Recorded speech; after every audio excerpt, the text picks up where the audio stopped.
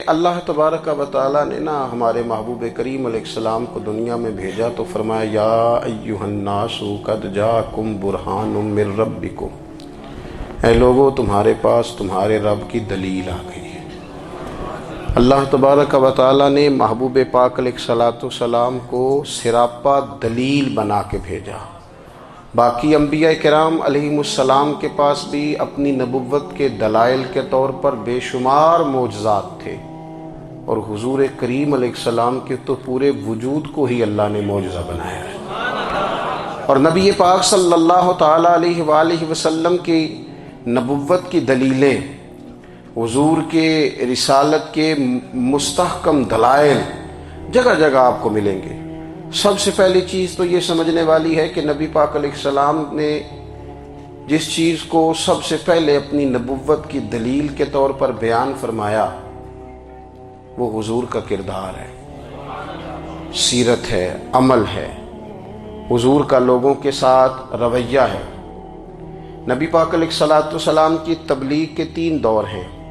ایک تو حضور نے اپنے قول سے تبلیغ فرمائی ہے، وہ 40 سال کی عمر سے محبوب نے اعلان فرمایا اور تبلیغ کی۔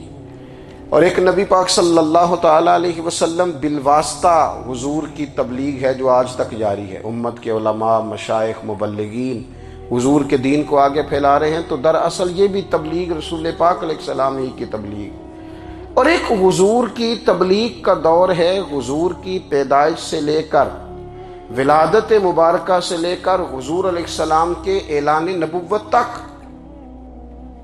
اس دوران نبی پاک نے جو تبلیغ فرمائی ہے وہ اپنے کردار سے فرمائی ہے۔ عرب کا وہ معاشرہ جو بڑا میلا کچیلا گدلا ہو چکا تھا، جس کے اندر سراسر مادہ پرستی کا زور تھا، جس کے اندر لوگ انسانوں کی خرید و فروخت کرتے تھے، جس کے اندر بیٹیوں کو زندہ دفن کر دیتے تھے، جس کے اندر جو آدمی جتنا زیادہ مضبوط ہوتا تھا اتنا زیادہ لٹیرا بن جاتا تھا، اس معاشرے کے اندر رسول کریم علیہ السلام نے 40 سال گزارے، اور اس طرح گزارے کہ جو بیگانے بھی تھے وہ بھی کہا کرتے تھے یہ صادق ہیں، یہ امین ہیں۔ اور جب حضور نے اعلان نبوت کیا تو فرمایا، یہ قرآن مجید کے لفظ ہے، فرمایا فَقَدْ لَبِثْتُ فِيكُمْ عُمَرًا مِّن قَبْلِهِ أَفَلَا تَعْقِلُونَ، میں تمہارے بیچ عمر کا ایک حصہ گزار چکا ہوں، تمہیں عقل نہیں ہے، شعور نہیں ہے۔ نبی کریم علیہ السلام نے اپنے کردار کو، اپنے عمل کو اپنی نبوت کی دلیل کے طور پر بیان فرمایا۔ وہ تو حضرت حلیمہ بھی فرماتی ہیں نا، جب میں نبی کریم علیہ السلام کو اپنے گھر لے گئی تو میرا اپنا بچہ بھی دودھ پیتا تھا، 2 میرے بیٹے ہو گئے، ایک میری یہ نسبی اولاد اور حضور میری رضائی اولاد۔ تو کہتی ہیں جب میں کریم محبوب علیہ السلام کو اپنے سینے سے لگاتی تھی تو حضور میرے ایک پستان سے دودھ پیتے تھے اور دوسرا اپنے بھائی کے لیے چھوڑ دیا کرتے تھے۔ یہاں سے رسول کریم علیہ السلام نے کردار کے ذریعے تبلیغ، اور پھر اعلان نبوت سے پہلے ایک تنظیم عرب کے جوانوں پر، عرب کے سرداروں پر مشتمل بنائی گئی، جس میں نبی کریم علیہ السلام نے بڑا حصہ لیا سرکار نے، اور بڑے اہم لوگوں کو شعور حضور نے عطا فرمائے۔ وہ اس جماعت کا فیصلہ تھا کہ ہم سارے جوان، سارے بڑے لوگ ملیں گے۔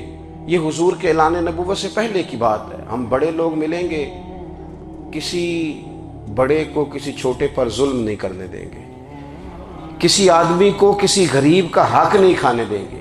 حضور علیہ السلام نے اپنے کردار سے، اپنے عمل سے، اور آپ کا جو عمل ہوتا ہے وہ اصل ہوتا ہے۔ ایک ہوتا ہے آپ کوئی بات کرتے ہیں، اور ایک ہوتا ہے کہ آپ کوئی عمل کرتے ہیں۔ آپ جب عمل کرتے ہیں تو عمل کے ذریعے بھی لوگوں تک بات پہنچتی ہے کہ دراصل آپ کا اٹھنا بیٹھنا، چلنا پھرنا کیا ہے۔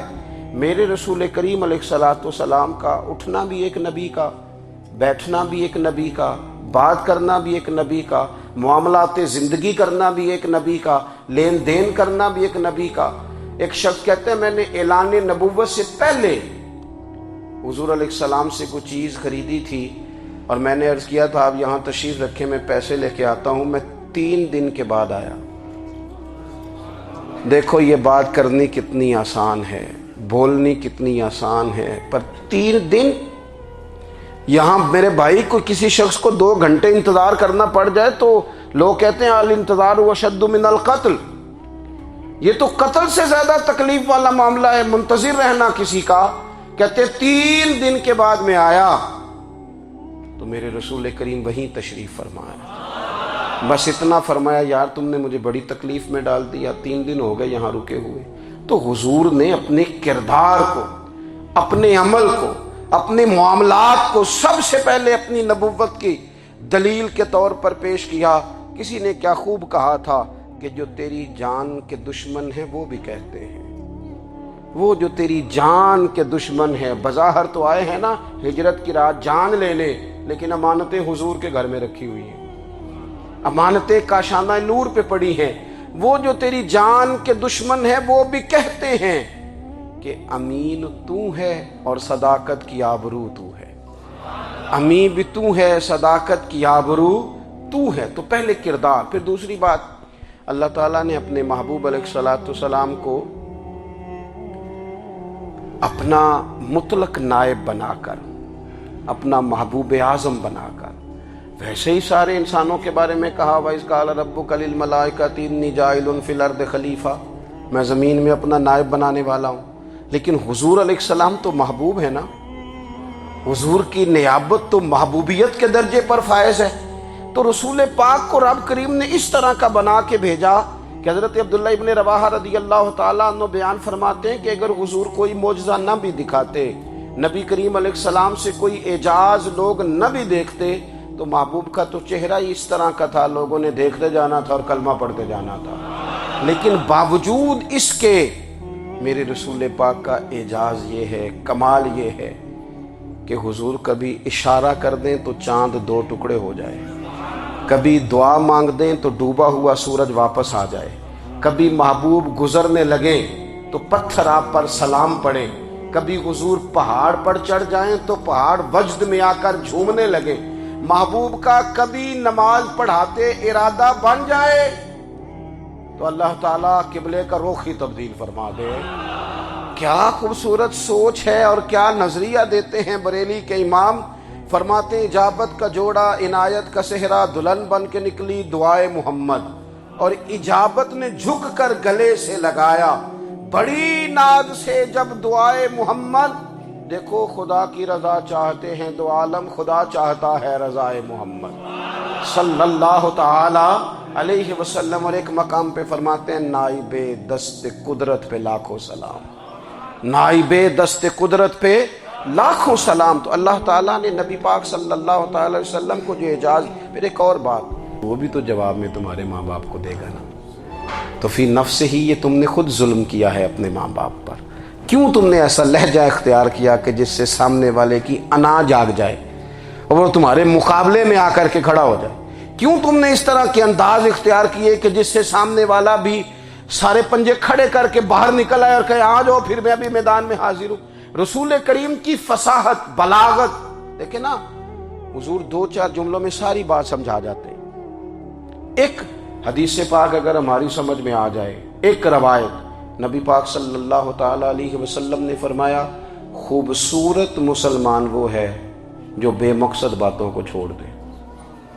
لو اس سے پوری زندگی سجائی جا سکتی ہے، ایک جملے سے پوری زندگی سواری جا سکتی ہے، کوئی لمبی چوڑی باتوں میں جانے کی ضرورت نہیں۔ کہا خوبصورت مسلمان یہ ہے جو بے مقصد باتوں کو چھوڑ دے، لا یعنی باتوں کو، کیا کہتے ہیں ہمارے دیہات کے لوگ، جڑے پنڈ جانا نہیں ادھر راہ پوچھنے دی۔ لیکن آج کل لوگ باز آندے، یعنی جس بات کا بالکل تعلق نہیں نا وہ بات بھی کرتے جاتے ہیں، جس کا شعبہ ہی نہیں وہ بھی چھلانگ لگا لگا کے اس میں آ جاتا ہے۔ ہم اپنا وقت ضائع کرتے ہیں، اپنی صلاحیتیں ضائع کرتے ہیں، اپنا نقصان کرتے ہیں۔ ہم اپنا کام صحیح کر کے نہیں کرتے اور دوسری ساری دنیا کو ٹھیک کرنا چاہتے ہیں۔ او بھائی، آپ جس جگہ جس شعبے سے تعلق رکھتے ہیں آپ اپنے معاملات میں مضبوطی پیدا کریں۔ حضور نے اپنی فصاحت کے ساتھ، بلاغت کے ساتھ لوگوں کو قائل کیا، اور قرآن مجید کی تاثیر کا یہ اثر میرے کریم رسول نے دکھایا کہ رات کو جب حضور بیٹھ کے قرآن پاک پڑھتے تھے نا، جب یاسین والے نبی خود یاسین کی تلاوت کریں،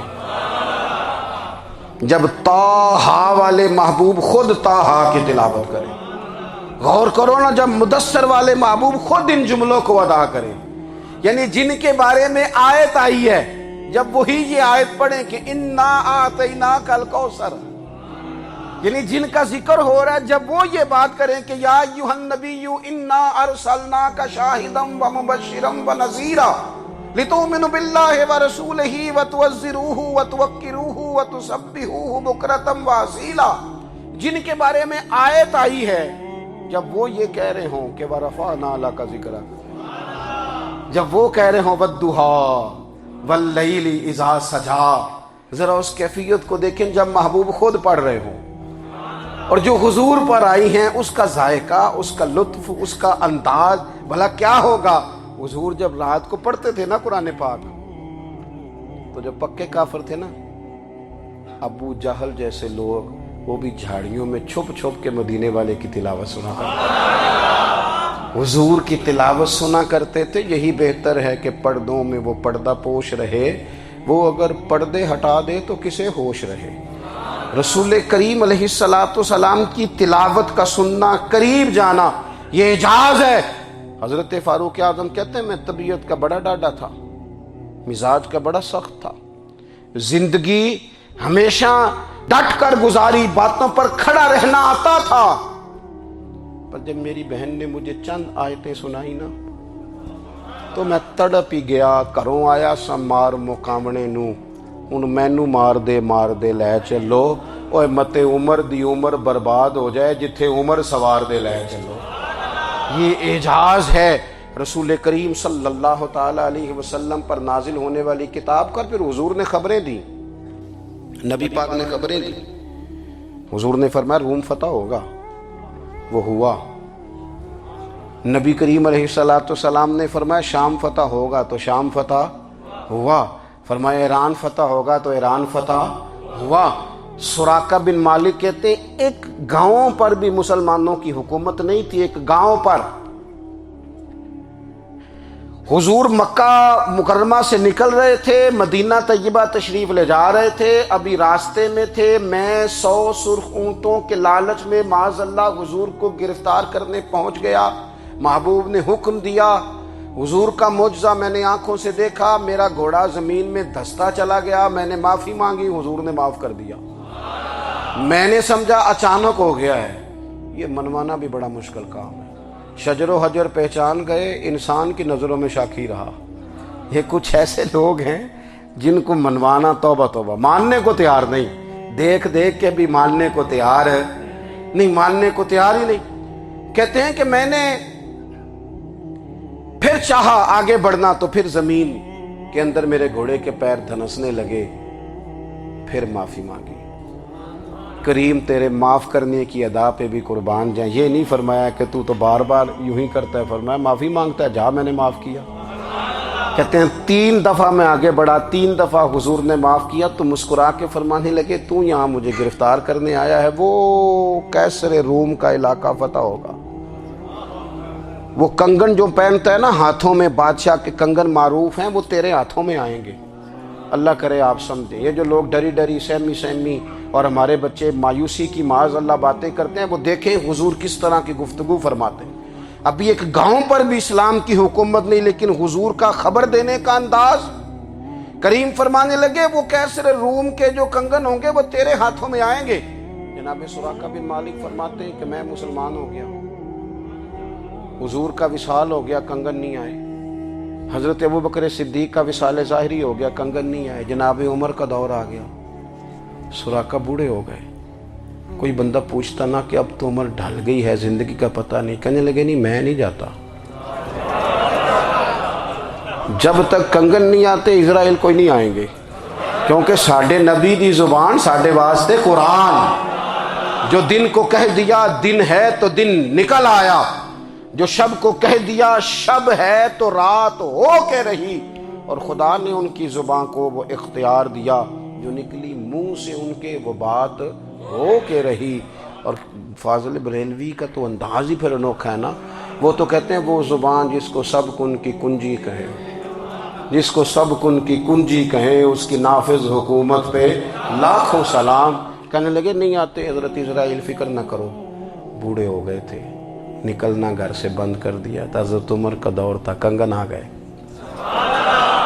حضرت فاروق اعظم نے ان کے پوتوں سے، نواسوں سے، بچوں سے کہا جاؤ بلا کے لاؤ، کا دادا جان بوڑھے ہیں، فرمایا تم کان میں کہہ دینا کنگن آ گئے، پھر تم دیکھنا تو صحیح۔ پھر حضرت سراقہ آئے، حضور نے جو خبریں دیں، نبی پاک علیہ الصلوۃ والسلام نے جو گزشتہ قوموں کے احوال بیان کیے، اور پھر میرے نبی پاک علیہ الصلوۃ والسلام نا دنیا میں عزتیں دینے آئے، عزتیں۔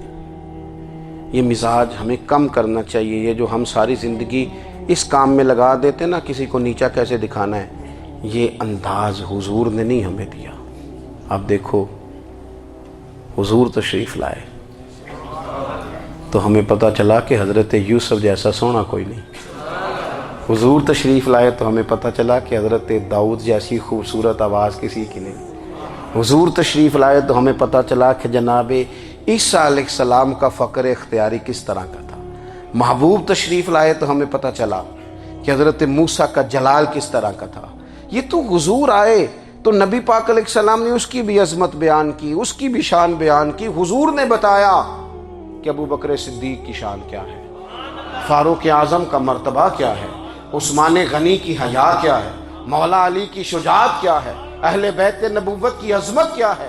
حضور آئے عزتیں دینے، ماں کو عزت دی مدینے والے رسول نے، کہا جس کا باپ راضی ہو گیا اس کا رب راضی ہو گیا۔ فرمایا جو 2 بیٹیاں، 3 بیٹیاں، 4 بیٹی بہنیں یا 1 بیٹی یا بہن بیاہ کے آ گیا نا، جس طرح میری 2 انگلیاں جڑی ہوئی ہیں میرے ساتھ جڑ کے جنت میں جائے گا۔ رسول کریم صلی اللہ تعالی وسلم نے عزت دی، عزت دی۔ حضور عزتیں دینے، کوئی اعزاز نہیں، ان پڑھ بندہ ہے، سادہ ہے، غریب ہے، مزدوری کرتا ہے، ہاتھوں پہ چھالے، یا رسول اللہ اس کا بھی کوئی اعزاز ہے؟ قربان جائیں، میرے کریم نے عزت دی، فرمایا محنت کر کے روزی کمانے والا تو اللہ کا دوست ہے، یہ اینٹیں اٹھانے والا، یہ مشقتیں کرنے والا، یہ صبح دیہڑی پہ جانے والا، یہ بیچارہ جو اچار سے روٹی کھاتا ہے، تو نے ہر شخص کی قسمت میں یہ عزت لکھی اور آخری خطبے کی صورت میں وصیت لکھی۔ رسول کریم نے ہر بندے کو اعزاز دیا، عظمتیں دی، حضور عزتیں دینے آئے، نبی پاک علیہ السلام نے اعزازات دیے، حضور نے نوازا۔ یہ ساری چیزیں میرے رسول پاک کی تشریف، اور پھر یہ جو حضور کے صحابہ اور اہل بیت ہیں نا، یہ بھی میرے نبی پاک کی نبوت کی دلیل ہے۔ اتنی جلدی انقلاب آیا نہیں کرتے، وہ کل تک جو رہزن تھے حضور نے راہبر بنا دیے، وہ لوگ جو کل تک ایک دوسرے کے گلے کاٹ کے کھاتے تھے، ایک دوسرے کو مارتے تھے، تکلیف پہنچاتے تھے، برادری ازم پہ لڑتے تھے، حضور نے بھائی بھائی بنا دیے۔ ایک پلیٹ میں کھانا کھانے لگے، سیدنا بلال حبشی، صہیب رومی، سلمان فارسی، حضور نے یوں کر کے ملا دیا۔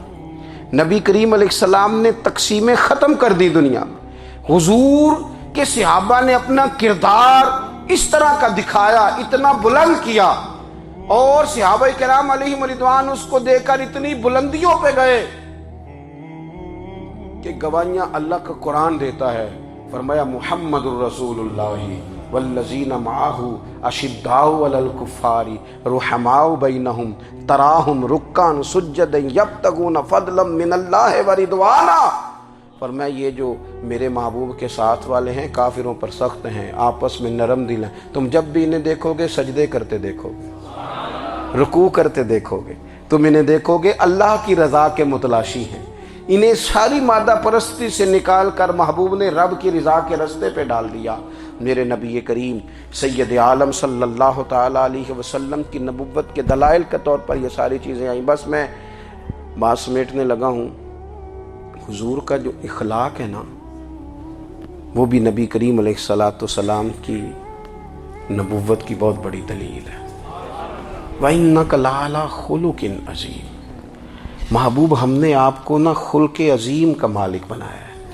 کچھ لوگ سمجھتے ہیں صرف آپ کا بولنے کا انداز ٹھیک ہو تو آپ با اخلاق ہیں۔ نہیں بھائی، بولنے کا انداز ٹھیک ہونا با اخلاق نہیں، سچ بولنا اخلاق کی علامت ہے۔ آپ کا حق بات کرنا اخلاق ہے، آپ کا صحیح گواہی دینا اخلاق ہے، آپ کا اللہ تعالیٰ کی طرف سے آزمائش آنے پر صبر کا مظاہرہ کرنا اونچا اخلاق ہے۔ رب نعمت دے تو آپ کا وجود ڈھلتا جائے شکر میں، یہ اخلاق ہے۔ رب کریم اگر آپ کو کسی وقت کسی آزمائش میں اپنی حکمت سے ڈالتا ہے تو عزت نفس کو برقرار رکھنا، خودداری کو برقرار رکھنا، یہ اخلاق نبی پاک نے اعلیٰ ترین اخلاق کی بات بتائی، اعلیٰ ترین۔ حضور نے لوگوں سے بیعت لیتے وقت کہا تھا میرے ہاتھ پر بیعت کرو، چوری نہیں کرو گے۔ نبی پاک علیہ السلام نے مختلف امور پر بیعت لی۔ حضرت حکیم بن حزام کہتے ہیں حضور نے میرے ہاتھ پہ ہاتھ رکھ کے کہا میرے ہاتھ پہ ہاتھ رکھ کے بیعت کرو کہ کسی دنیا دار سے سوال نہیں کرو گے، خودداری سے زندگی گزارو گے، عزت نفس سے، جو رب نے تمہیں دیا ہے تم اس پر راضی رہو گے۔ لوگوں کی جیبوں کو ٹٹولنا، دوسروں کی دولتوں پہ راج کرنا، دوسروں کے مال پر نگاہیں ڈالنا اللہ کے حبیب نے پسند نہیں فرمایا۔ فرمایا بیعت کرو کہ تم کبھی کسی سے سوال نہیں کرو گے، حد ہو گئی۔ نبھانے والوں نے پھر اس عہد کو نبھایا اور کمال کر دی۔ حضرت حکیم بن حزام گھوڑے پہ بیٹھے تھے، ہاتھ میں درہ تھا، وہ زمین پہ گر گیا، قریب غلام کھڑا تھا، حضرت حکیم بن حزام خود گھوڑے سے اترے، درہ اٹھایا، دوبارہ گھوڑے پہ بیٹھے۔ غلام عرض کرنے لگا حضور مجھے بتا دیتے میں اٹھا کے دے دیتا۔ آنکھیں چمک اٹھیں، فرمانے لگے کیسے بتا دیتا، اپنے رسول سے وعدہ کیا ہے کبھی کسی سے سوال نہیں کروں گا، کبھی سوال نہیں کروں گا۔ اللہ کے محبوب نے ہمیں اعلیٰ اخلاقی قدروں کی بات ہمیں سکھائی ہے۔ ہم دیکھتے ہیں کہ بڑی جلدی 2 4 5 لوگوں کے غصہ دلانے پر ہم ساری اخلاقی حدوں کو کراس کر جاتے ہیں۔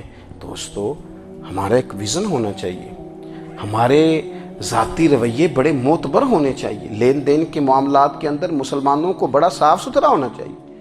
ہمیں اپنی معاشی زندگی میں روزمرہ کے معاملات میں ہماری توجہات کا مرکز صرف اللہ رسول کی ذات ہونی چاہیے۔ رب کریم نے اپنی حکمت سے کسی کو کتنا دیا ہے یہ اس کی حکمت کے تقاضے ہیں، ہمیں اس نے جس رنگ میں جس حال میں رکھا ہے ہمیں اپنے رب کی رضا پر بہت زیادہ مطمئن ہونا چاہیے۔ اچھا پھر ایک اور بات، جن چیزوں کو ہم نے دکھ بنایا ہے نا یہ تو وہاں دکھ تھا ہی نہیں، مہینہ مہینہ چولہا نہیں جلا، لیکن کسی جگہ اظہار غربت ہے حضور کی اولاد پاک کا یا صحاب کا یا ازواج کا، مہینہ مہینہ چولہا نہیں جلا۔ لیکن یہ اخلاق عالیہ کا حسن دیکھو، اپنے گھر مہینہ مہینہ چولہا نہیں جلا، جو مانگنے آیا اسے جھولی بھر کے عطا فرمایا، کوئی دروازے سے خالی نہیں گیا۔ عزیز بھائی اگر زندگی میں اخلاقی قدریں ہم اپنا لیں اور ہم تھوڑا تھوڑا کر کے اپنے آپ کو تبدیل کریں، ساری زندگی توجہ رہی کہ فلاں کیا کر رہا ہے فلاں کیا کر رہا ہے، تھوڑا سا گردن کو جھکا کے اپنے اوپر توجہ ڈالیں، اپنے آپ کو وقت دیں، حضور کے اخلاق عالیہ کی روشنی میں، تعلیمات حسنہ کی روشنی میں ہم اپنے کردار و عمل پر تھوڑی توجہ دیں۔ اس وقت بہت بڑی تعداد میں امت مسلمہ ہے، اور ایسا نہیں ہے کہ دولت نہیں ہے، دولت سے بھی سرشار ہیں، ہمارے ہاں بڑے بڑے انجینئر ہیں، بڑے بڑے ڈاکٹر ہیں، لیکچرار ہیں، ہمارے پاس بڑے بڑے ہاسپٹل ہیں، بڑا کچھ ہے، لیکن کردار و عمل کے بادشاہ، اپنی زندگی تقوی کی روشنی میں گزارنے والے ان لوگوں کی تعداد کم ہے۔ اگر کوئی آج بھی سارے کام نیک کرے لیکن جائیداد میں سے بیٹی کا حق رکھ جائے تو پھر اس نے کیا میلاد منایا؟ اگر آج بھی جو 2 4 لوگ بیچارے اس کے زیر دست ہیں، ملازمین ہیں، ان کے ساتھ اس کا رویہ انتہائی سخت ہو تو اس نے کیا میلاد منایا؟ اگر آج بھی وہ برادری ازم کی بنیاد پر دوستیاں کرے اور چھوٹے بڑے کی وہ تقسیم رکھے، جسے حضور نے فرمایا کہ قبیلے تو تعارف کے لیے، ورنہ کسی عربی کو اجمی پر، گورے کو کالے پر کوئی فضیلت نہیں۔ اگر کوئی آج بھی اس برادری ازم کا قائل ہے پھر اس نے کیا میلاد منایا؟ اگر کوئی شخص آج بھی اپنے آپ کو مادہ پرستی میں پوری طرح دھکیل چکا ہے اور رضا الہی کا مسافر نہیں بنا تو اس نے کیا میلاد منایا؟ اپنی طبیعتوں میں روحانی تبدیلی اور وہ خاص افکار جو حضور اپنے غلاموں میں پیدا فرماتے ان افکار کو پیدا کرنا، سوچوں کو بدلنا، سوچوں کو، نظریات کو بدلنا، اپنے روزمرہ کے معاملات کا جائزہ لینا کہ ہم کس طرح آگے بڑھ سکتے ہیں اور کس طرح ہم ایک بہترین امتی اور ایک بہترین مسلمان بن سکتے ہیں، اس پر توجہ دینا یہ میلاد ہمیں سبق دیتا ہے۔ اللہ تعالیٰ مجھے اور آپ کو عمل کی توفیق عطا فرمائے۔ آخر دعوایا ان الحمدللہ۔ اللہ کے پیارے رسول صلی اللہ تعالی علیہ وآلہ وسلم کی محبت ہم پر ضروری قرار دی گئی۔ جس طرح حدیث پاک میں یہ فرمایا گیا نا کہ تم اتنی دیر تک مومن نہیں ہو سکتے جب تک ہر چیز سے بڑھ کر، ہر شخص سے بڑھ کر نبی پاک علیہ السلام سے پیار نہ کرو، اسی طرح قرآن مجید نے فرمایا کہ فلا و ربک، اے محبوب ہمیں آپ کے رب کی قسم، اے محبوب آپ کے رب کی قسم، لا یؤمنون حتی یحکموک فیما شجر بینہم، یہ اس وقت تک مومن نہیں ہو سکتے جب تک اپنے ہر معاملے میں آپ کو حاکم تسلیم نہ کر لیں۔ یہ آپ کو حاکم تسلیم کر لیں، ہر بات میں آپ کا حکم ماننے لگیں تو آپ کا رب پھر ان کو مومن مانے گا۔ ہر معاملے میں، نماز پڑھنے میں بھی نبی پاک کا حکم ماننا ہے، اور شادی کرنے میں بھی نبی کریم کا حکم ماننا ہے، روزہ رکھنے میں بھی حضور کا حکم ماننا ہے، اور تجارت کرنے میں بھی نبی کریم علیہ السلام کا حکم ماننا ہے۔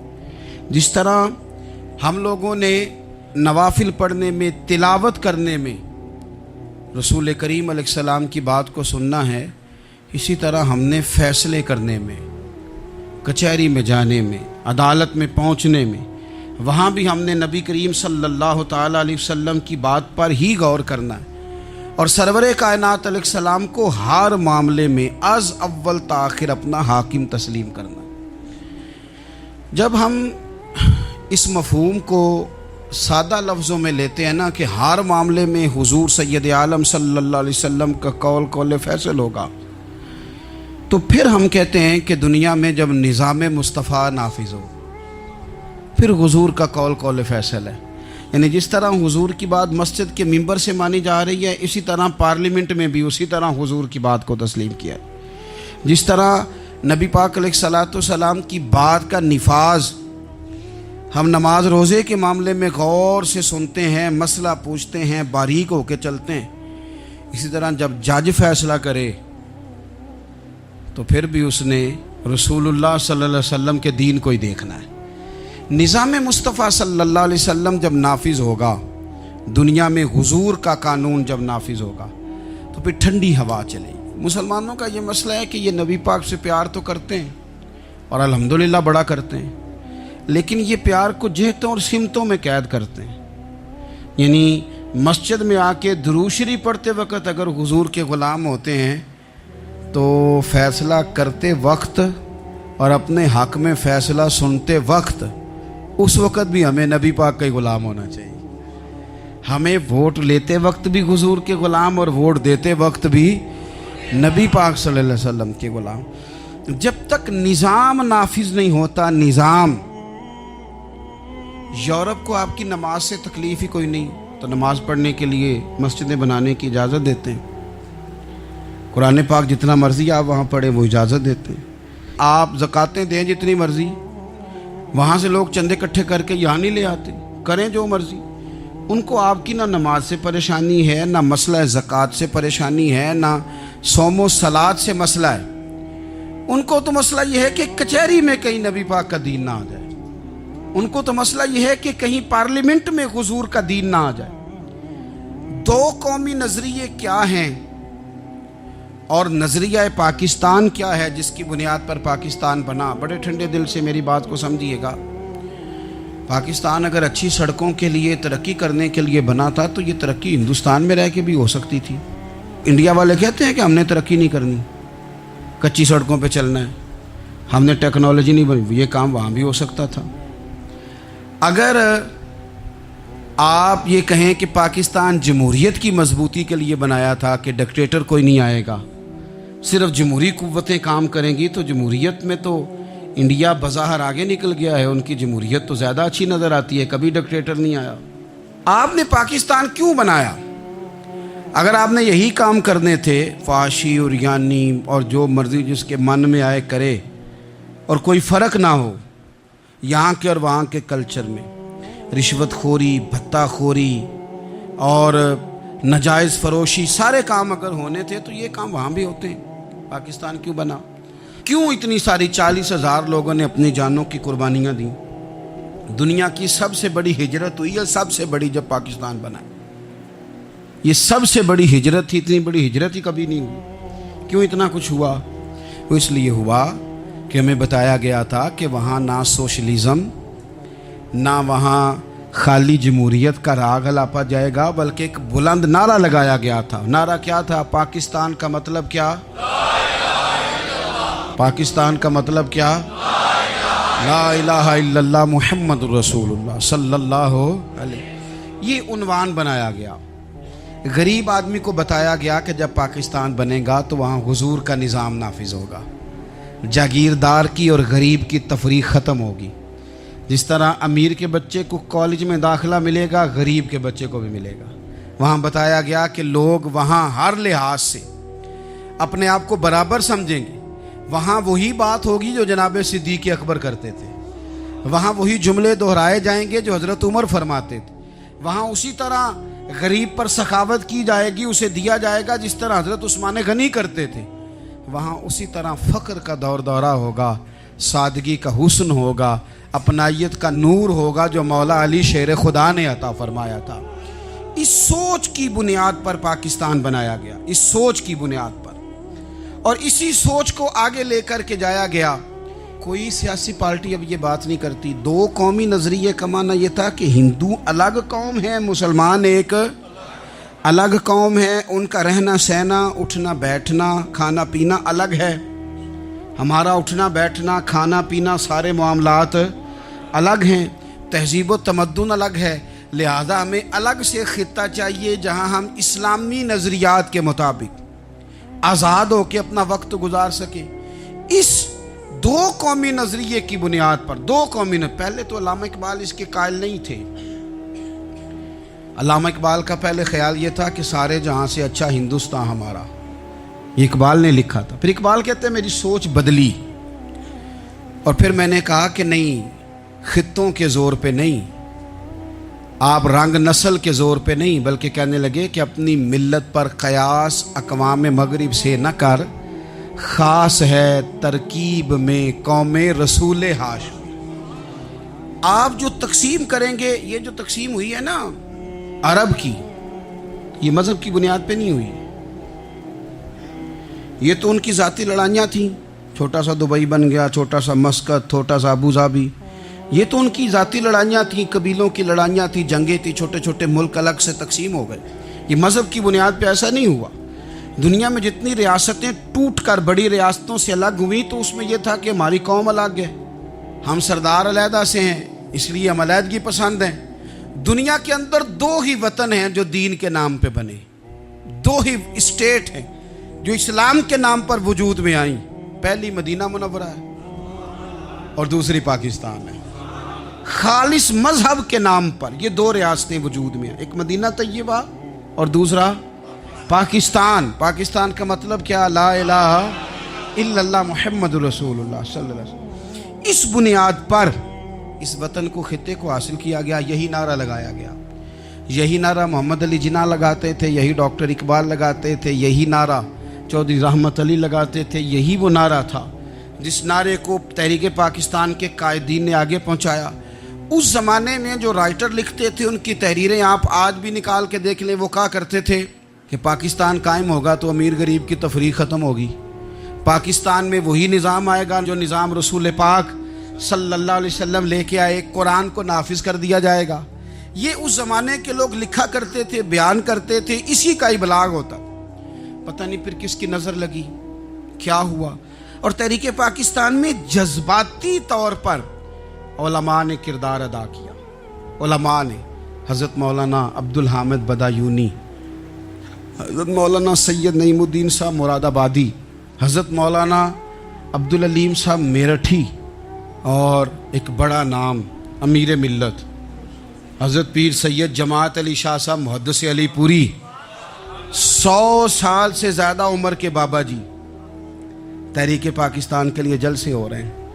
بابا جی سے اٹھا نہیں جاتا، تو جس طرح 4 لوگ چارپائی پہ جنازہ اٹھاتے ہیں، اس طرح 4 لوگوں نے چارپائی پہ بابا جی کو اٹھایا ہوا ہے، امیر ملت سید زادے، اور چارپائی ان کی اٹھا کے جلسوں میں لے جائی جاتی ہے، اور وہ تقریریں کرتے ہیں اور کہتے ہیں سنو بھائی، جو مسلم لیگ کو ووٹ نہیں دے گا پھر ہم اس کا جنازہ بھی نہیں پڑھائیں گے۔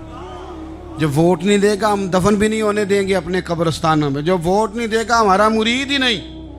اتنے جذبات میں لا کے 40,000 لوگوں نے قربانیاں دی۔ ایک نظریہ تھا کہ ہندو الگ قوم ہے، مسلمان ایک، اور پھر پاکستان بنایا گیا۔ آج کیا دھما چوکڑی ہے، کیا ذاتوں پاتوں کی بنیاد پر؟ یہ تو ہندوؤں کا طریقہ تھا کہ وہ ذاتیں پاتیں گنتے تھے کہ یہ برہمن ہے، یہ شوتری ہے، یہ کھتری ہے، یہ فلانا ہے، یہ ہمارے گھر نہیں آ سکتا، یہ نیچ ہے۔ اور اگر آج اس ملک میں بھی الیکشن ذات کی بنیاد پہ لڑا جائے اور یہاں بھی صرف اس لیے سپورٹ کیا جائے کہ یہ میری برادری کا ہے، صرف اس لیے سپورٹ کیا جائے کہ میرا قبیلہ ہے، پہلے دیکھا جائے کہ یہاں کون سی برادری مضبوط ہے تو اس کینڈیڈیٹ کو ٹکٹ دیا جائے، تو پھر کیا آپ نے وطن بنا کے کیا کمال کیا؟ تو اس کا ایک نظریہ ہے۔ کیا نظریہ ہے کہ مسلمانوں کا رہنا، اٹھنا، بیٹھنا، کھانا پینا الگ ہے۔ دیکھو ایک سادی سی بات ہے، یا آپ نے داڑھی رکھنی ہے، مونچھیں رکھنی ہے، تو اس پر بھی نبی پاک صلی اللہ علیہ وسلم نے کہا کہ الگ سے تمہاری شناخت ہونی چاہیے، الگ سے۔ فرمایا تم نے یہودی چونکہ مونچھیں بڑی رکھتے تھے، فرمایا تم نے داڑھیاں بڑی کرنی ہیں، مونچھیں پست رکھنی ہیں، یہودیوں کی مخالفت کرنی ہے۔ یہ لفظ ہیں حدیث میں ساتھ۔ سادی سی بات ہے نا، پگڑی باندھنی ہے، باندھ لے کوئی آدمی۔ ہمارے پنجاب میں لوگ پگڑی بھی کہہ دیتے ہیں، صافہ بھی کہہ دیتے ہیں، کلہ بھی کہہ دیتے ہیں، جو جس کے من میں آیا۔ لیکن حضور نے تاکید لگائی، فرمایا خاص ہے یہ بھی، یہ اسلام کا کلچر ہے، کلچر الگ سے ہے۔ فرمایا یہودی بغیر ٹوپی کے سر پہ پگڑی باندھتا ہے، تم نے پہلے ٹوپی پہننی ہے پھر پگڑی باندھنی، یہودی کی مخالفت کرنی۔ یہ الگ کلچر ہے، الگ تہذیب ہے مسلمانوں کی، خاص ہے ترکیب میں قوم رسول ہاشمی۔ آپ کی عدالت میں وہ والا نظام نہیں ہوگا جو امریکہ میں ہے، آپ کی عدالت میں وہ والا نظام نہیں ہوگا جو برطانیہ میں ہے، آپ کے پارلیمنٹ میں وہ نظام نہیں چلے گا جو یورپ کا، برطانیہ کا، فلانے کا فلانے کا ہے۔ آپ کی پارلیمنٹ میں، آپ کی عدلیہ میں وہ نظام چلے گا جو قرآن کا ہے اور رسول اللہ کے فرمان کا ہے۔ یہ نظریہ تھا، نظریہ۔ اب اس نظریے کی لوگ بات ہی نہیں کرتے، عوام بھی نہیں کرتی، بالکل نہیں۔ میں بڑی دیر سے رو رہا ہوں، بہت سارے بڑی بڑی گدیوں کے پیر بھی نہیں کرتے۔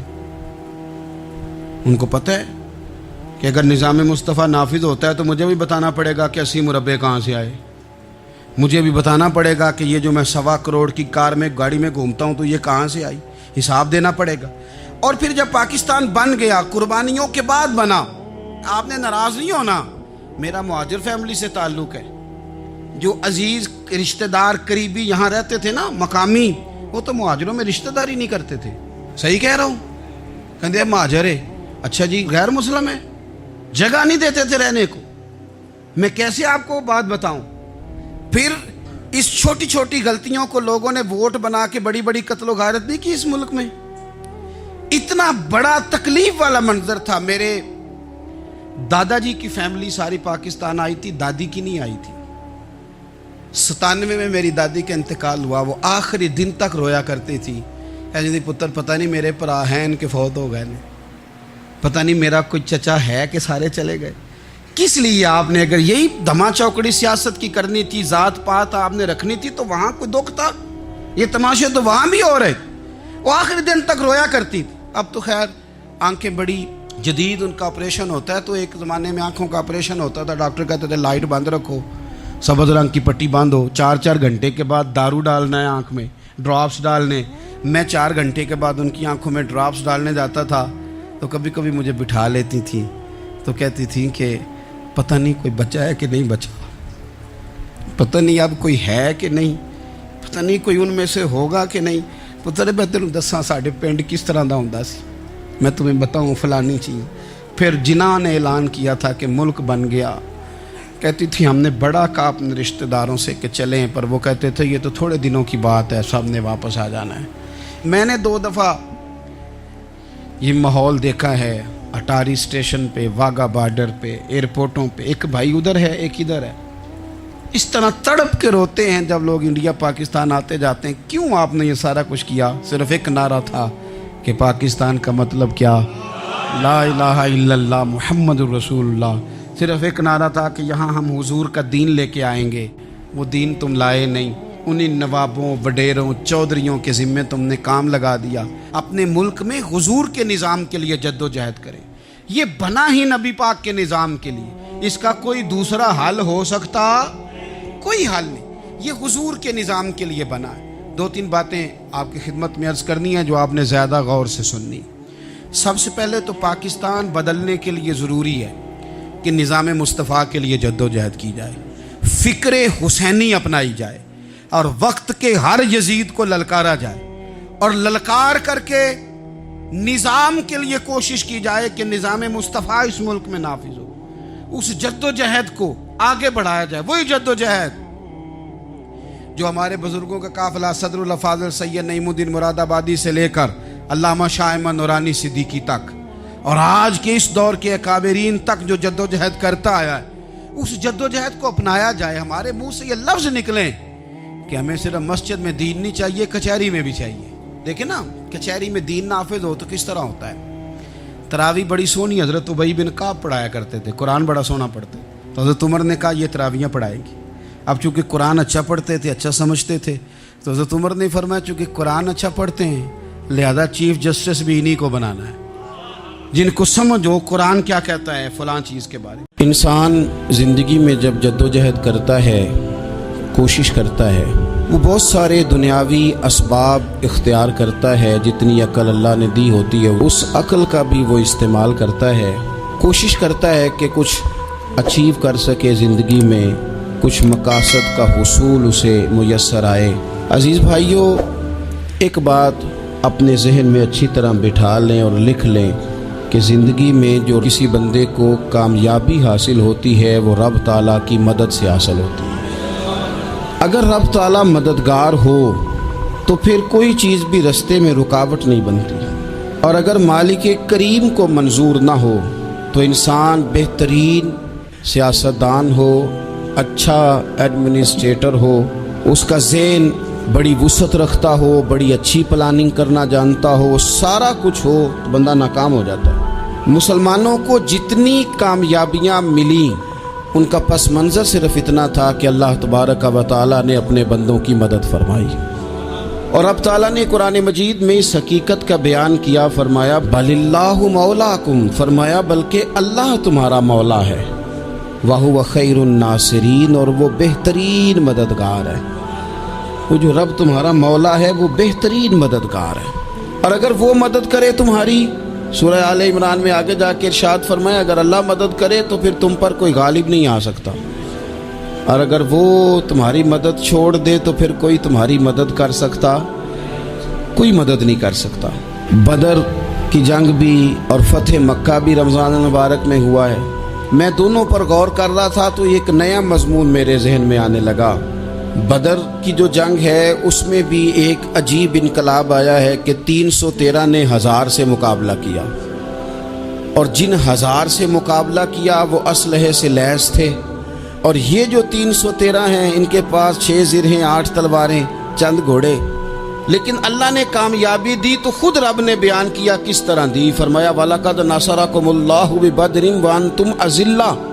وہ کامیابی اس طرح ملی ہے کہ رب نے تمہاری مدد کی تھی، تم تو کمزور تھے، اللہ نے بدر میں تمہاری مدد کی، تم جیت گئے۔ وَلَقَدْ نَصَرَكُمُ اللَّهُ بِبَدْرٍ وَأَنْتُمْ أَذِلَّةٌ، اللہ نے بدر میں تمہاری مدد کی، تم تو کمزور تھے۔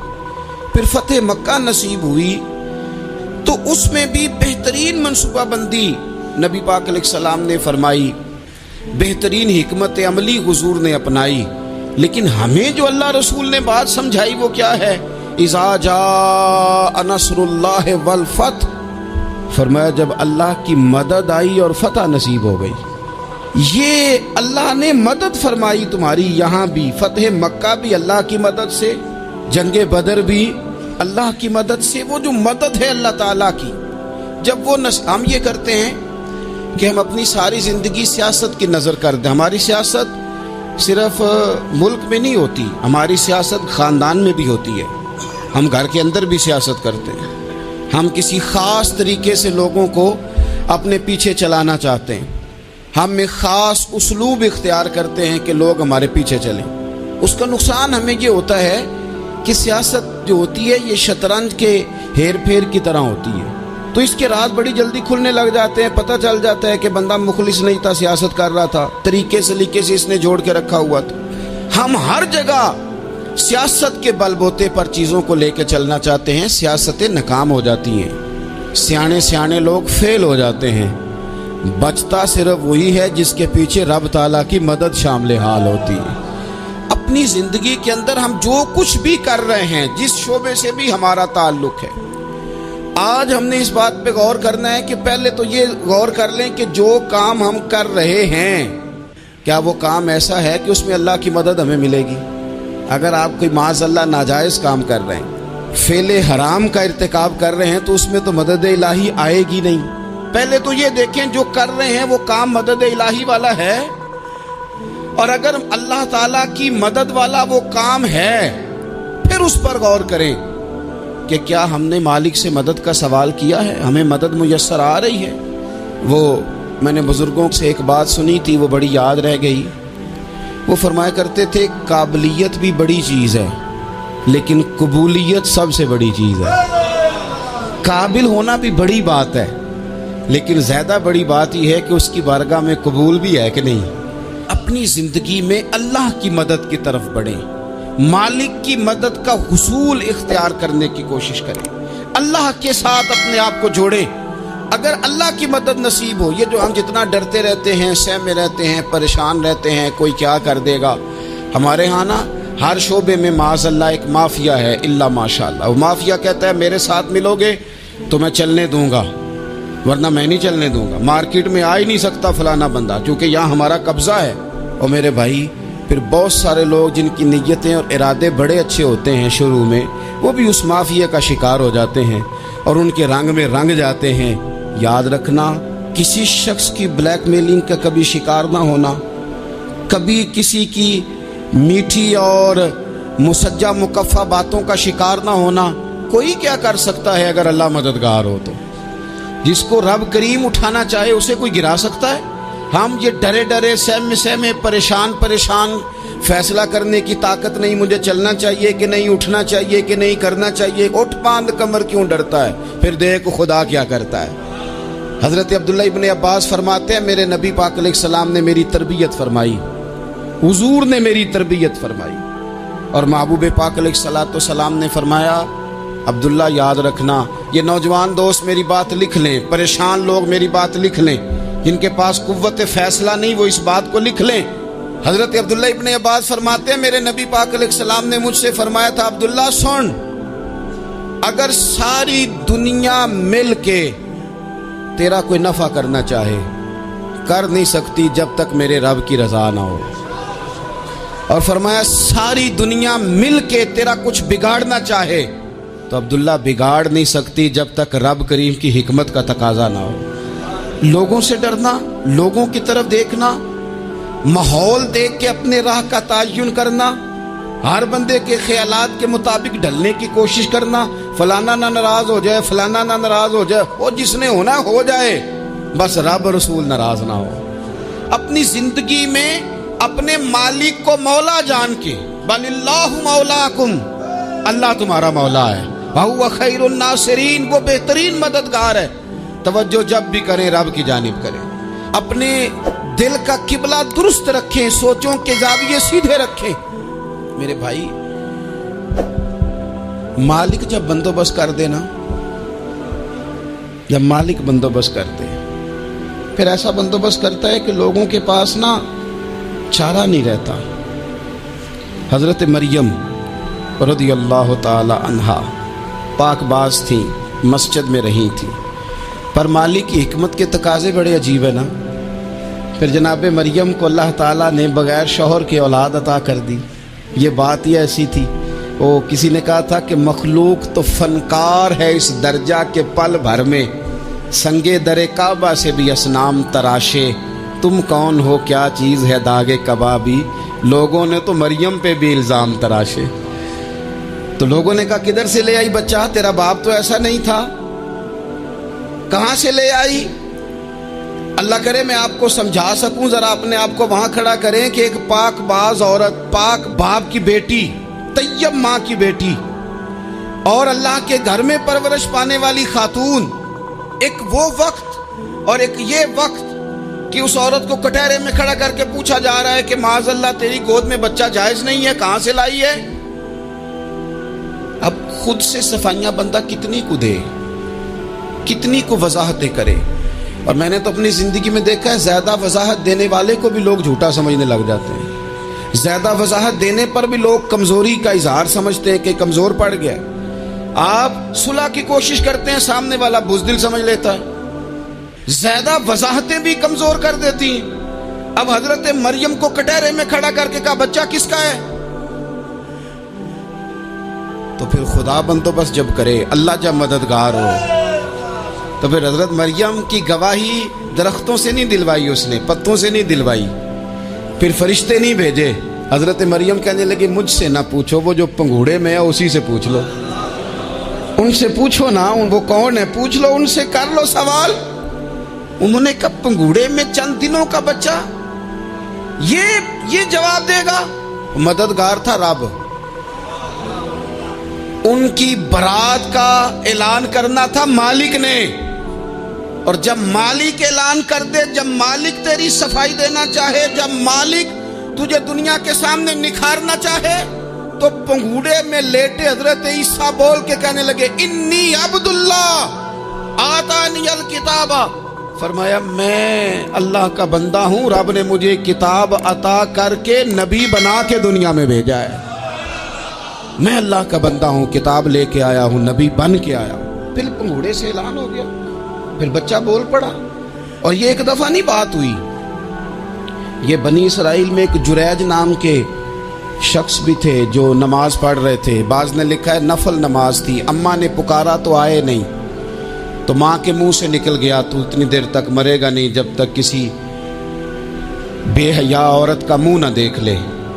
تو وہ عبادت گزار تھے، لیکن لوگوں نے ان کی عبادت، ریاضت، پرہیزگاری کو نہیں دیکھا.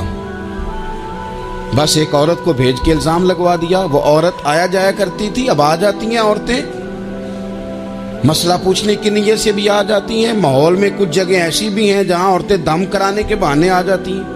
وہ خاتون آتی جاتی تھی اس خانقاہ پہ، آستانے پہ، یہ بخاری میں موجود ہے. پھر اس نے کہا میری گود میں جو بچہ ہے یہ انہی کا ہے. مجھے بتائیں کیسے بندہ وضاحت دے؟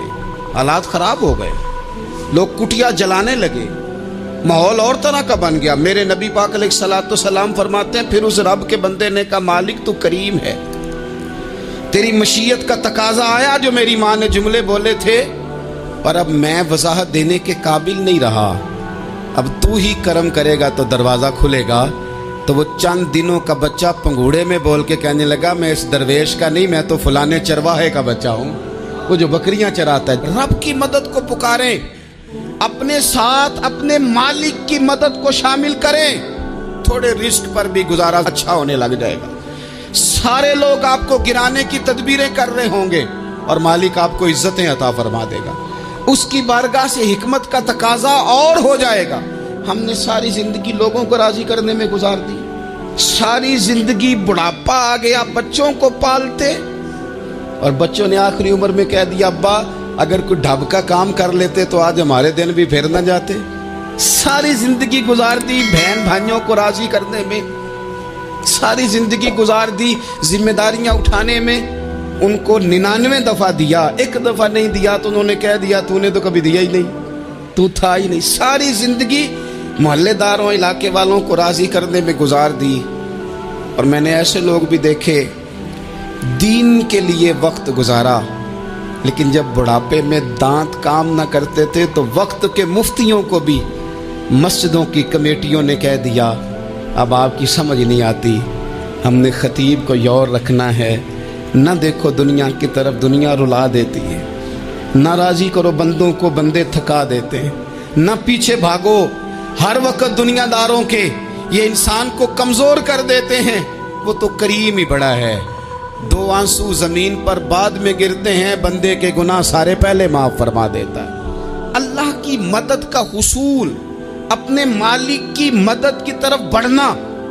آپ کو بدر کی جنگ بھی یہی درس دے گی، آپ کو احد کا میدان بھی یہی سبق دے گا، فتح مکہ بھی یہی سبق دے گا. میرے دوستو، جب رب مدد فرمائے، جب اللہ مددگار بنے، دوستوں سے ایک بات اکثر کرتا ہوں، میں کہتا ہوں کہ جتنے درد سے آپ امیر کو اپنی کہانی سناتے ہیں نا، اور جس طرح آپ کے آنسو بات کرنے سے پہلے گر جاتے ہیں کہ غریب ہیں، بچیاں ہیں، کاروبار نہیں، او میرے سنگیو، اس سے آدھے آنسو اپنے رب کی بارگاہ میں بکھیرو، اس کے حضور عرض گزار ہو جاؤ، اس سے طلب کرو۔ ایک وقت انسان پر زندگی میں ایسا آتا ہے کہ اسے یوں محسوس ہوتا ہے کہ میرا سایہ بھی ذرا سا پیچھے ہٹ گیا ہے، اسے یوں لگتا ہے کہ میں کسی سہارے پہ ہاتھ ڈالتا ہوں تو وہ بھاگ جاتا ہے مجھ سے، لیکن مالک کی بارگاہ ایسی عظیم بارگاہ ہے، رب رسول کے آستانے اتنے بڑے ہیں کہ آپ جب وہاں کشکول طلب دراز کرتے ہیں تو جھولی پھیلانے میں دیر لگتی ہے، ان کو بھرنے میں تو کوئی دیر نہیں لگتی۔ ہم نے اپنا سوچ کا قبلہ ہی دنیا کو بنا لیا ہے۔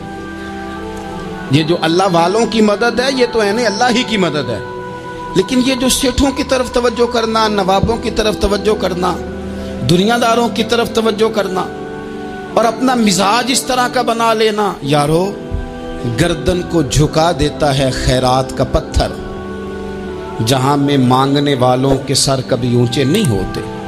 اور اقبال کہتے ہیں غیرت ہے بڑی چیز جہان تگ و دو میں، پہناتی ہے یہ فقر کو تاج سردارا۔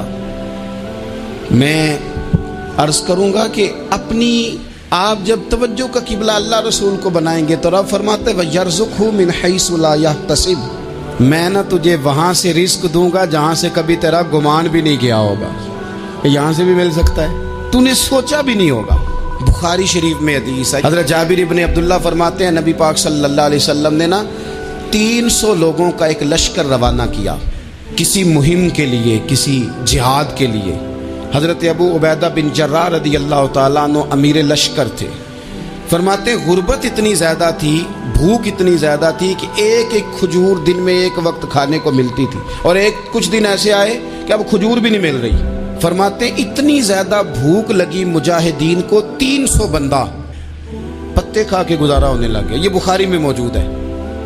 آپ فرماتے ہیں کہ دریا کے کنارے ہمارا پڑاؤ تھا، ٹھہراؤ تھا، جب بھوک سے نڈھال ہو گئے نا، وَيَرْزُقْهُ مِنْ حَيْثُ لَا يَحْتَسِبُ، اللہ وہاں سے روزی دیتا ہے، گمان بھی نہیں ہوتا۔ فرماتے ہیں ایک مچھلی اللہ تعالیٰ نے دریا کے کنارے بھیجی، فرماتے ہیں وہ تھی تو مچھلی پر پہاڑ جتنی تھی۔ بخاری میں لفظ ہیں، حضرت جابر ابن عبداللہ رضی اللہ تعالیٰ عنہ فرماتے ہیں 300 آدمی 18 دن تک اس مچھلی کو کھاتے رہے، مچھلی ختم ہی نہیں ہوئی۔ مچھلیاں نہیں، مچھلی کہتے ہیں 18 دن 300 بندہ کھاتا رہا، مچھلی ختم ہی نہیں ہوئی۔ اور فرماتے ہیں کہ اس کی ہڈی نکال کے، کانٹا کہیں گے آپ اپنی زبان میں، کہتے ہیں وہ نکال کے نا تو اس کو کھڑا کیا نا جب، تو اونٹ کجاوے سمیت اس کے بیچ سے گزر جاتا تھا، 2 اس کے کانٹے جوڑے۔ فرماتے ہیں وہ اس کا گوشت ہم کھاتے تھے اور اس کی چربی بطور تیل کے ہم جسموں پہ ملتے تھے، بیماروں کو اس سے سکون آتا تھا، تندرستی شفا ہوتی تھی۔ فرماتے ہیں ہم کھایا بھی ہم نے، اور کچھ لے کے ہم مدینے بھی گئے، اور قربان جائیں نبی پاک نے بھی اس میں سے کھایا۔ ہم نے عرض کی حضور یہ معاملہ کیا ہے، یہ ماجرا کیا ہے؟ تو محبوب نے فرمایا تمہارے پاس غذا نہیں تھی، رب نے تمہارے لیے بندوبست کیا ہے، اللہ نے تمہیں دیا ہے۔ مکان شروع کر لیا، ایک صاحب نے وہ مکان بنانے لگے، آپ وہ حساب لگا رہے ہیں، کہتے ہیں میرے پاس اتنے پیسے ہیں، اتنے میں نے فلانے دوست سے کہنا ہے اس نے دے دینے، اتنے فلانے رشتہ دار سے کہنا ہے اس نے دے دینے، اتنے فلانے سے کہنا ہے اس نے دے دینے۔ یہ ساری کاپی بنا کے مکان شروع کر لیا۔ جو روز کہتا تھا نا کوئی حکم ہو جاتے 10، سب سے پہلے اس کو کہا میاں پیسے چاہیے دن، وہ کہندا ہو کل ہی منڈا ٹوریا ہے، کہتے تو پرسوں 10 داتے لب جانے سن۔ میں آپ کو اپنے تجربے کی بات بتا رہا ہوں۔ یہ لوگوں کا خیال ہوتا ہے نا کہ آپ سٹارٹ کریں فلانا کام، ہم آپ کے ساتھ ہیں، اللہ کا ہی کوئی نظام ہے، وہ بالکل بھی نہیں ساتھ ہوتے۔ لیکن ایسا نہیں ہے کہ کوئی ساتھ نہیں ہوتا، اللہ تعالیٰ بڑے اسباب پیدا کرتا ہے، وہاں سے دیتا ہے جہاں سے گمان بھی۔ ہمارا یہ ذہن بن جاتا ہے ہم ساری اپنے حساب سے چلتے ہیں، اتنے رشتہ داروں سے، اتنے، کون آپ کے ساتھ چلے گا؟ سوال ہی نہیں پیدا ہوتا۔ یہ سارے کام چھوڑ کے سب سے پہلے 2 رکعتیں پڑھو، اپنے رب کی بارگاہ میں، رسول کائنات کی بارگاہ میں گزارشات اور استغاثے پیش کرو، وہاں سے خیر طلب کرو۔ دنیا دار کیا دیں گے، کیا دے سکتے ہیں، کیا حیثیت ہوتی ہے کسی؟ اللہ کہتا ہے وہاں سے دوں گا۔ تو جو اللہ مال دے وہ لینا چاہیے کہ رشتہ داروں کا مال دیکھنا چاہیے؟ جو اللہ دے وہ لینا چاہیے کہ سیٹھوں نوابوں کی جیبیں دیکھنی چاہیے؟ جو اللہ دے وہ قبول کرنا چاہیے یا دیکھنا چاہیے کون سا آدمی کہاں پہنچ گیا؟ چھوڑو، اپنی مٹی پہ چلنے کا سلیقہ سیکھو۔ کسی کے سنگ مرمر پہ چلو گے تو پھسل جاؤ گے، پھسل جاؤ۔ اس پر ایک اور بات عرض کر دوں، صحیح بخاری سے، مسلم سے ایک اور بات۔ کچھ چیزیں ایسی ہیں جن سے اللہ کی مدد آتی ہے، مدد ملتی ہے۔ ایک چیز ان میں سے ایسی ہے جس سے بہت مدد نازل ہوتی ہے، وہ ہے کہ جب رب آپ کو دے نا تو پھر آپ بھی اس کے رستے میں دیں، پھر مدد آتی ہے، پھر اور آتا ہے۔ بخاری مسلم میں حدیث ہے، یہ زیادہ ہی توجہ طلب امر ہے، اس پر آپ غور کریں گے۔ حضرت ابو ہریرہ فرماتے ہیں کہ نبی پاک علیہ السلام نے فرمایا ایک شخص نے بادلوں کے اندر سے آواز سنی کہ فلاں آدمی کا کھیت اور باغ خشک ہو گیا ہے، وہاں برسو اور اس کے کھیت کو سیراب کرو۔ وہ بڑا حیران ہوا کہ بادل سے آواز آ رہی۔ پھر اس نے دیکھا کہ ایک پہاڑی پر بارش ہوئی، وہ بادل وہاں برسا، پھر نالیوں سے ہوتا ہوا پانی ایک طرف چلا۔ تو جس نے آواز سنی تھی، حضور بیان کر رہے ہیں، وہ بھی پیچھے پیچھے چلا کہ پانی کدھر جا رہا ہے۔ اس نے جا کے دیکھا کہ ایک مقام پہ ایک باغ کو وہ پانی لگ رہا ہے اور ایک آدمی وہ پانی لگا رہا ہے۔ اس نے اس سے پوچھا تیرا نام کیا ہے؟ اس نے کہا کیوں؟ کہنے لگا بتا نا۔ اس نے نام بتایا تو کہنے لگا یہی تو وہ نام ہے جو میں نے بادلوں کے اندر سے سنا ہے کہ فلاں کے کھیت کو پانی دے دو۔ اس نے کہا یار تو کیا عمل کرتا ہے کہ اسپیشل تیرے لیے بارش برسے؟ یہ بخاری پڑھ رہا ہوں، سیاستہ سے حدیث عرض کر رہا ہوں۔ اس سے پوچھا تو کیا کام کرتا ہے کہ جناب اللہ تبارک و تعالیٰ کا حکم کرم آیا کہ خاص تیرے لیے پانی برسے اور تیرے کھیت کو سیراب کرے؟ تو اس نے کہا چھوٹا ذمہ دار ہوں، پر جب فصل اگتی ہے تو 3 حصے کرتا ہوں۔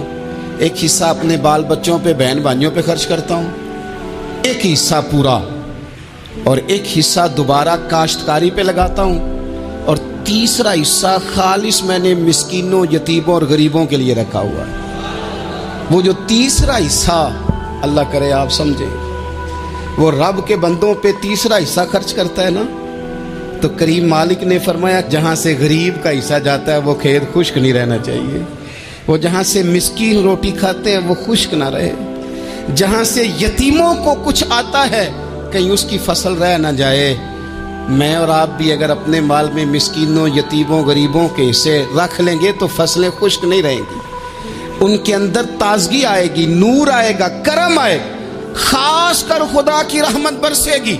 مدد اللہ سے چاہیں، اپنی توجہات کا مرکز رب رسول کی ذات کو بنائیں، پھر آپ محسوس کریں گے کہ بڑی جلدی اللہ تعالیٰ کی مدد آنے لگی ہے۔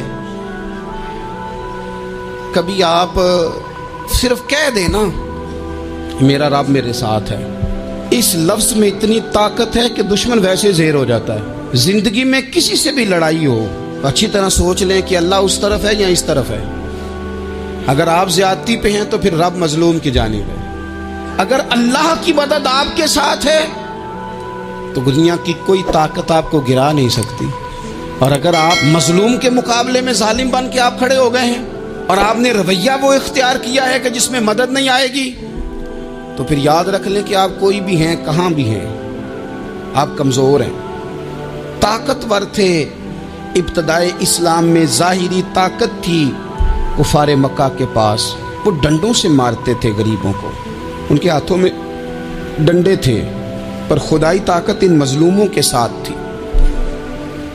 صاحب زرقانی نے لکھا ہے حضرت زنیرہ رضی اللہ تعالیٰ عنہ ایک لونڈی ہیں، غریب ہیں، ماڑے دا کی کام محمد نس جانا یا رونا، غریب سادی بی بی اور لونڈی کنیزہ، ایک مشرک کی کنیزہ تھی، انہوں نے کلمہ پڑھ لیا، وہ ڈنڈوں سے مارتا، دروں سے مارتا، تکلیف دیتا۔ حضرت زنیرہ رضی اللہ تعالیٰ عنہ کو اتنا مارا، اتنا مارا۔ اب آپ ایک اور پہلو پر بھی غور کریں، مار بھی پڑ رہی ہے پر خدا ادھر ہی ہے، اللہ کی مدد ادھر ہی ہے۔ رب کہتا ہے کہ پہلے تو صبر کرنا، ان اللہ مع الصابرین، تو صبر کرے گا تو پھر رب کی معیت ملے گی۔ ذرا ٹھہرنا, تو تھوڑا ڈٹنا. ان الذین قالوا ربنا اللہ ثم استقاموا تتنزل علیہم الملائکہ. تو کہے اللہ میرا رب ہے, پھر تو پہلے ڈٹ, پہلے تو نے ڈٹنا ہے. ثم استقاموا, جو ڈٹ گیا, تتنزل علیہم الملائکہ, ڈٹنے والے کے لیے مدد آتی. پہلے تھوڑا ٹھہرنا پڑتا ہے, پہلے تھوڑا صبر کرنا پڑتا ہے, حوصلہ کرنا پڑتا, اس کے بعد مدد آتی. مار پڑ رہی ہے, مارا جا رہا ہے. حضرت زنیرہ کو ان کا مالک جو ہے ظاہری آقا وہ مار رہا ہے. یہ کنیزہ ہے, اتنا مارا ان کی بینائی چلی گئی, نظر آنا بند ہو گیا. ابو جہل آیا اور کہنے لگا زنیرہ دیکھا نا ہمارے بت تیری آنکھیں لے گئے, معاذ اللہ, لات و منات ہمارے بتوں نے تجھے اندھا کر دیا. اب ایسا نہیں ہے کہ بی بی روتی جا رہی ہے, مایوسی معاذ اللہ, پریشانی, غریبی بڑی ہے, پوچھنے والا کوئی نہیں, یہ باتیں نہیں. کیا جملے ہیں خاتون کے, کیا لفظ ہیں. ابو جہل نے تنزیہ کہا معاذ اللہ, کہنے لگا دیکھا نا ہمارے بتوں نے تجھے اندھا کر دیا. تو جناب زنیرہ آنکھوں کی بینائی گئی ہے, رات کو گئی ہے, دکھ ابھی تازہ ہے, لیکن اللہ پہ جو توکل ہے, اپنے مالک سے جو رشتہ ہے وہ اتنا مضبوط ہے, اتنا طاقتور ہے, اس میں اتنی گہرائی ہے کہ حضرت زنیرہ بول کے نا اتنی قوت سے بولی, اتنی طاقت سے بولی کہ پورے کفر پر لرزہ طاری ہو گیا. فرمانے لگی تمہارے بتوں کی کیا اوقات ہے کہ وہ میری بینائی لے جائیں, یہ میری رب کی حکمت کا تقاضا ہے. جب تک اس نے چاہا زنیرہ دیکھتی رہی, اور جب اس نے چاہا زنیرہ کی آنکھوں کی بینائی چلی گئی, اور اگر وہ چاہے گا نا تو بینائی واپس بھی کر دے گا. اگر ہو ذوق یقین پیدا تو کٹ جاتی ہیں زنجیریں, اگر وہ چاہے گا تو بینائی آ بھی جائے گی. حضرت زنیرہ نے رات کو یہ لفظ کہے, ابو جہل اور سارے کفار ڈر کے سن کے چلے گئے. آپ اطمینان سے آ کے بستر پہ سوئی. جب سویرے اٹھی تو اللہ نے آنکھوں کی روشنی واپس کر دی تھی. آنکھوں کی اب چھڑی پکڑی ہے, بازاروں میں گھومتی ہے, کہتی ہیں بلاؤ کدھر ہے تمہارے لات و منات, دیکھو میرے رب نے روشنی واپس کر دی. آ کر میرے ساتھ ادھر آ, ستمگر ہنر آزمائیں, تو تیر آزما ہم جگر آزمائیں. بیمار لوگوں یاد رکھو, کہہ دیا ڈاکٹر نے کہ تو بڑا بیمار ہے, تو بڑا کمزور ہے, یہ ہو گیا وہ ہو گیا, تو ڈاکٹر اپنے علم کے مطابق بات کر رہا ہے. ہوگا تو وہ جو میرا رب چاہے گا. کمزور ہو جانا, پریشان ہو جانا, تکلیف میں آ جانا, پتہ نہیں بات ہو گئی ہے تو جانے کیا ہو جائے گا. اپنی زندگی کے اندر اپنے رب سے رشتہ مضبوط کریں, رسول کائنات سے رشتہ مضبوط کریں, اللہ والوں سے رشتہ مضبوط کریں. حضرت زنیرہ نے پیغام دیا کہ زندگی میں جو جینا چاہتے ہیں تو وہ رب کا نام لے کے جی سکتے ہیں. جو اپنی زندگی میں خوشیاں دیکھنا چاہتے ہیں تو رسول اللہ کے نام پر خوشیاں دیکھی جا سکتی ہیں. توکل کی بنیاد پر بندہ خوشیاں لے سکتا ہے. اور اگر انسان میں توکل نہیں ہے تو پھر وہ اس کالے جادو سے بھی ڈر رہا ہے, وہ نیلے سے بھی ڈر رہا ہے, وہ پیلے سے بھی ڈر رہا ہے, وہ فلانے سے بھی ڈر رہا ہے, وہ میرے خلاف فلانا رشتہ دار سازش کر رہا ہے تو ڈر رہا ہے, فلانا میرے بارے میں یہ کر رہا ہے تو ڈر رہا ہے, وہ پتہ نہیں دنیا ادھر ہو جائے گی تو کیا ہو جائے گا. اٹھ باندھ کمر کیوں ڈرتا ہے, پھر دیکھ خدا کیا کرتا ہے. تو اس ساری گفتگو کا نچوڑ آپ کو یہ عرض کیا ہے. سب سے پہلے تو یہ کہ میدانوں میں مدد بھی اللہ کی, رزق میں مدد بھی اللہ کی, فصلیں خشک ہوں تو مدد پھر بھی اللہ کرے, تو پھر ساری مدد. اور اگر انسان بیمار ہو تو پھر بھی مدد اللہ کی. تو اپنے اللہ کی جانب توجہ کو بڑھائیں, آپ اللہ سے مدد کے سوالی بنیں. ترمذی کی ایک حدیث ہے, میں آپ کو زندگی کا تجربہ بتاتا ہوں کہ جب میں بڑا پریشان ہوتا ہوں تو یہ والی روایت کھول لیتا ہوں, مزہ دیتی ہے. میرے نبی پاک علیہ السلام نے فرمایا اپنے دکھ سیٹھوں نوابوں کو نہ کہنا, مالداروں کا نہ کہنا, ورنہ اللہ تمہیں کبھی غنی نہیں کرے گا. فرمایا اپنے دکھ اپنے رب کی بارگاہ میں عرض کرنا, جلدی کرے یا دیر سے کرے اللہ تمہیں لوگوں سے بے نیاز کر دے گا, اللہ تمہیں غنی کر دے گا. رات کو بیٹھو نا اس کی بارگاہ, اسے دکھڑے سناؤ, چھوٹی چھوٹی باتیں. حضور نے فرمایا نمک بھی مانگو تو رب سے مانگو. چھوٹی چھوٹی بات سے شروع کرو نا. جب بندہ شروع کرتے ہیں نا چھوٹی چھوٹی چیزیں تو تو بڑی ساری چیزیں یہ اس طرح ہوتا ہے جیسے بندہ رب سے گفتگو کر رہا ہے، مالک مجھے یہ چاہیے، مالک میں یہاں کمزور ہوں، اللہ میں یہاں پریشان ہوں۔ آپ یہ کر کے تو دیکھیں، لمبی لمبی دعائیں مانگ کے تو دیکھیں، اس کے حضور جوڑ کے تو دیکھیں، آپ دیکھیں گے راحت کتنی ہے، سکون کتنا ہے۔